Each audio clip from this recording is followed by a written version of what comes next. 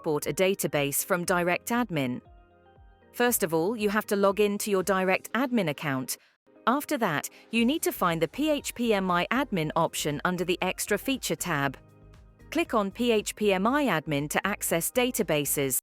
After clicking on PHP-MI Admin, it will open a new window in which you can manage all your databases.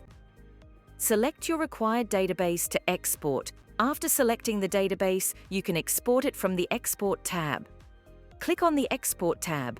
In the Export tab, you find the database, table name, and other details related to the selected database. In the Information section, you can select the required format to export your database.